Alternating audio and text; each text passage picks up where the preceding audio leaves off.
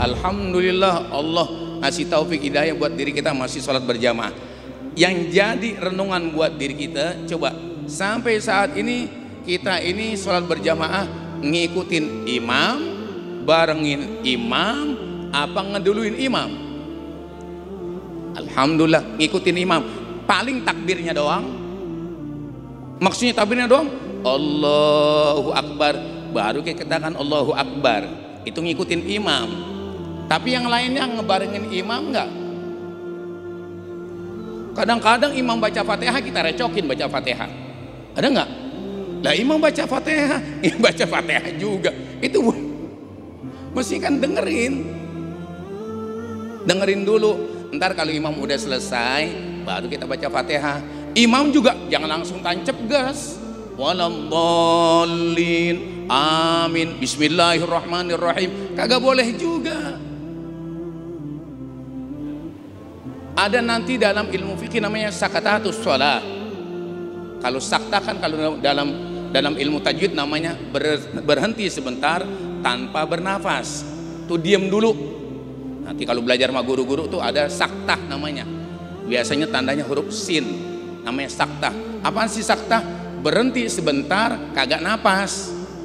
Itu kalau kita baca di surah Yasin itu ada huruf sinnya sakta. Kan kita kagak ya wailana man ba'athana min marqadina hada ma wa'adar rahman, kita tabrak terus ya. Jadi waladhdallin mestinya juga jangan langsung disamber sama makmum. Waladhdall baru dol disamber, ada nggak? Waladhdall amin baru dol. Nah kalau naik mobil dol aja bahaya. Naik mobil, naik motor, naik sepeda dol, bahaya kagak? Ntar kita praktekin coba ya. Baru waladhdalli, belum sampai nun. Dolli, amin, doli.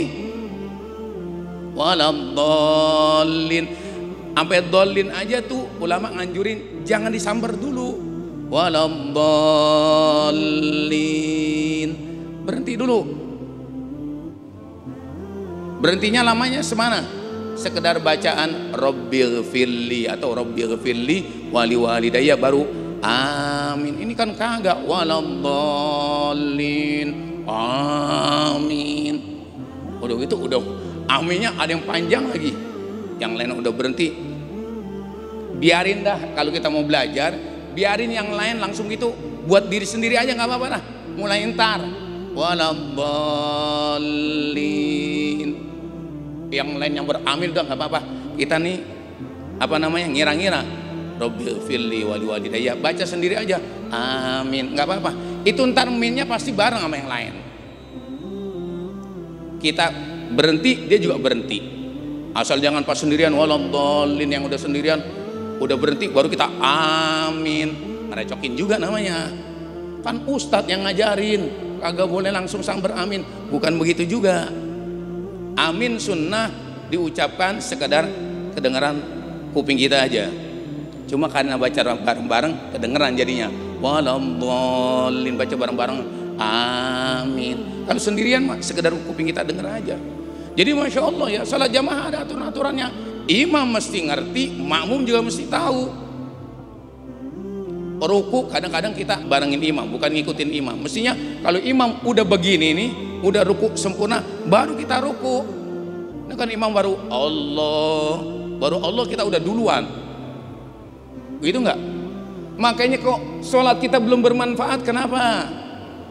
Kalau kita udah sering kita bahas, sholat kita bermanfaat. Inna sholata tanha anil fahsya'i wal munkar. Kalau kita sholat, kalau orang dulu jadi baik, lu jadi orang baik. Kok sampai sekarang kita belum jadi orang baik, kenapa? Sholatnya kayak tadi.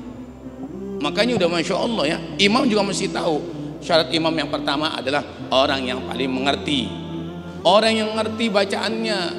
Oh sama-sama mengerti, baru yang lebih tua, terus yang duluan tinggal di situ, baru yang terakhir. Kalau semuanya sama, kalau almarhum kayak Haji Zainul MZ bilang apaan? Yang bininya banyakan. Ingat ya, jadi jangan salahkan juga kalau makmum orang-orang kok nggak mau sholat di masjid itu, di musola itu, kenapa? imamnya begitu, jangan salahin. Kenapa? Imam, makmum mesti tahu juga. Imam ada ilmunya, makmum pun ada ilmunya. Makanya orang dulu ketika jadi imam main dorong-dorongan.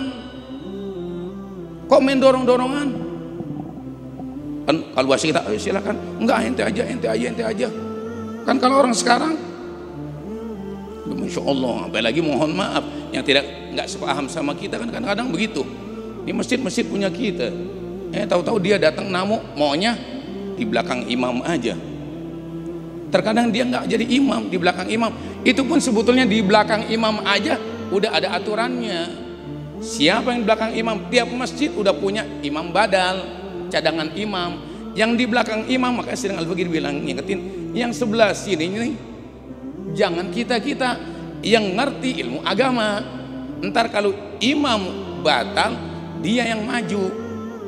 Kalau imam salah, yang berhak negor dia. Bacaan salah, jangan yang di ujung sono negor. Subhanallah, semajid subhanallah. Lah imam kan bingung, bacaannya gimana ini? Ini subhanallah, semasjid subhanallah. Ada aturan-aturannya. Makanya sekali lagi orang dulu itu kalau mau jadi imam main dorong-dorongan. Kadang-kadang orang sekarang apaan itu main imam, main dorong-dorongan. Udah maju aja jadi imam. Mereka kenapa nggak mau? Karena takut. Ya, kalau mereka jadi imam, ada orang yang nggak demen sama dia. Imam tuh sholatnya di dalam satu kitab, di dalam kitab Irsyadul Ibad itu nggak lewatin bahunya. Kalau dari bawah istilahnya cuma mentok sampai pundaknya doang, kagak sampai naik ke atas, mentok turun lagi. Artinya nggak bakal diterima kalau seorang imam mengimami makmum, terus ada makmum yang agak demen. Itu makanya baris, Masya Allah baik-baik. Imam juga mesti tahu bacaan-bacaannya. Makanya Masya Allah kalau di sini alhamdulillah udah ditulis di sini. Orang dulu emang bacaannya gacoan. Maghrib apaan? Kuliah sama kuluhu doang. Kok kuliah sama kuluhu doang? Karena maghrib waktunya pendek. Kalau mau bacaan agak panjang, subuh nggak apa-apa, agak panjang. Tapi guru saya, guru anak bilang mendingan baca surat yang pendek kayak inna sama kuluhu dibandingkan baca ayat doang Al-Quran. Tapi penggalan ayat doang, tengah-tengahnya doang dibaca 3-4 ayat, itu mendingan baca kuliah sama kuluhu atau kuliah sama inna. Itu bacanya satu surah. Kalau bahasanya itu udah utuh, bukan belahan. Dulu pernah sahabat itu ngeluh sama Rasul sallallahu alaihi wasallam, wahai Rasulullah, saya ini sebetulnya pengen sholat berjamaah, tapi kalau giliran si fulan yang baca, yang jadi imam wahai Rasul, itu lama banget, bacaan surahnya itu panjang banget, lama banget. Kita kan punya kerjaan, kalau bahasa kita ini orang-orang yang punya kerjaan wahai Rasulullah, terus kami ini mesti bagaimana? Sholat berjamaah apa enggak? Emang siapa? Si fulan dipanggil oleh Rasulullah. Wahai sahabatku, apakah engkau ingin bikin orang-orang jadi gelisah, jadi kacau, pengen sholat berjamaah akhirnya gerendeng gara-gara bacaan sholat ente panjang? Ya, mungkin ente itu orang yang Masya Allah, bacaan hafalan udah Masya Allah. Tapi lihat juga, apalagi sekarang, jangan anak orang-orang tua, anak muda aja udah banyak penyakitan, apalagi makmumnya orang tua. Iya, kelamaan diri, kira-kira gimana? Makanya kadang-kadang ada yang imamnya siapa? Ya dia. Oh dia mau sholat? Ya dia. Enggak, jangan salahin. Terus juga nanti terkadang di dalam sujud yang terakhir juga boleh dia baca tambahan dari sunnah tasbih yang dibaca, tapi juga jangan terlalu lama, nggak boleh lama-lama. Pengertian nggak boleh lama-lama, kenapa? Karena tadi yang di belakang juga makmum belum tahu, kecuali dia ajarin makmumnya, nih ntar sujud terakhir saya agak lama. Kenapa? Karena Rasul memang ngasih tahu saat yang terdekat seorang hamba dengan Allah Subhanahu wa Ta'ala adalah di dalam sujud, dan sujud yang terbaik adalah sujud terakhir. Kenapa? Karena sujud terakhir adalah kalau bahasa salam perpisahan seorang hamba dengan Allah Subhanahu wa Ta'ala. Ketika waktu yang terdekat adalah sujud. Itu Rasulullah SAW ngasih banyak anjuran bacaan-bacaan. Di antara bacaannya adalah boleh dibaca Sayyidul Istighfar. Kalau kita tahu bacaan-bacaan selama apapun imam, kita nggak bakalan gerendeng. Kan nyari permasalahan kita gak tahu. Kita taunya cuma Subhana Rabbiyal A'la wa bihamdi 3 kali doang. Kita udah baca, apalagi bacanya ngebut, udah habis. Kok imam masih belum bangun-bangun? Apalagi kalau mic-nya mati. Kalau mic-nya mati, itu kan bingung. Terus kalau kondisi itu bagaimana? Ini kita jadi makmum. Imam pertama pakai mic, tahu-tahu mic-nya mati, bagaimana? Itu ukurannya bacaan normal aja, Subhana Rabbiyal A'la wa bihamdi, dibaca pelan, artinya kagak ngebut 3 kali. Kita bangun, itu nggak termasuk ngeduluin imam. Kenapa? Anjurannya kayak begitu. Oh, kok belum bangun-bangun juga? Baca dari Sayyidul Istighfar atau bacaan Rabbi inni zalamtu nafsi zulman katsiran kabiran wa la yaghfiru dzunuba illa anta faghfir li maghfiratan min 'indik warhamni innaka antal ghafurur rahim. Intinya di dalam doa itu, sujud itu, perbanyak istighfar kepada Allah, mohon ampun sama Allah. Jadi imam mau lama, mau 1 jam juga kita nggak itu, kita baca sama doa. Tapi kelamaan, kebangetan kalau imam juga sujudnya 3 menit aja kita udah kagak kuat. Ya kan, 3 menit aja udah kagak kuat, ya apalagi lama. Ya, jadi juga sekali lagi imam mesti tahu, ya mesti ngerti.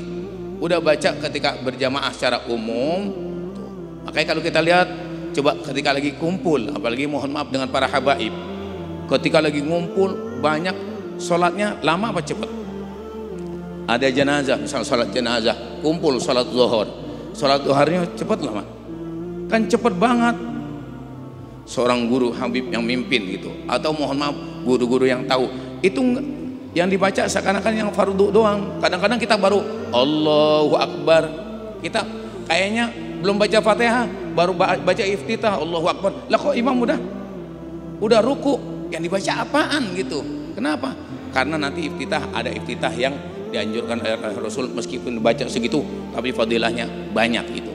Paling enggak kalau lagi ngumpul sama guru-guru, sama habaib, apalagi misalnya ada orang baik, orang soleh meninggal, banyak guru-guru itu mereka jadi imam, kita udah baca yang fardu-fardu aja dulu dah. Habis takbir langsung baca Fatihah. Sebab kalau kita ngikutin bacaan kita ketinggalan. Kita baca iftitah, dia udah ruku, udah sujud. Kok begitu saja cepat-cepat? Kenapa? Kan tadi ada alasan mempercepat penguburan mayit. Nanti sekali lagi itu ada itu juga ada ilmunya, ya ada pembahasannya di bagian-bagiannya. Sekali lagi yang terpenting tadi ketika sholat berjamaah, tanya sama diri kita, kita ini ngikutin imam, ngebarengin imam, apa ngeduluin imam? Apa ngeduluin imam? 2 rukun fi'li udah batal. Terlambat dari imam, ketinggalan dari imam 2 rukun fi'li juga batal. Artinya enggak dapat pahala berjamaah. Ngeduluin imam belum ruku, kita udah ruku. Imam belum iktidal, kita udah iktidal. Udah rukun fi'li itu, ruku sama iktidal, udah nggak dapat pahala jamaah. Kelamaan gitu kita, karena saking khusyuknya baca, masya Allah Fatihah, imam udah sujud, kita masih belum kelar Fatihah, juga nggak dapat pahala, nggak dapat pahala berjamaah. Jadi dapat munfarid. Ya, jadi sekali lagi coba kita benerin pemahaman kita tentang masalah sholat berjamaah. Ya, terakhir ketika nanti imam salam, kapan makmum salamnya? Kan kadang-kadang kita ngikutin imam, barengin imam, imam baru assalamualaikum warahmatullah, kita udah ngikutin. Itu nggak boleh, tungguin imam ke kiri dulu, assalamualaikum warahmatullah, assalamualaikum warahmatullah. Imam udah ke kiri, baru kita salam ke kanan. Sampai sekarang yang kita itu gimana? Kan ngebarengin gitu kan, assalamualaikum, kita assalamualaikum. Tapi mudah-mudahan yang kemarin-kemarin diterima Allah Subhanahu wa Ta'ala, karena kita belum tahu. Mulai sekarang, entar kita dengerin aminnya ya. Paling imam yang bingung, waladhdallin. Padahal kagak ada amin-amin, paling begitu.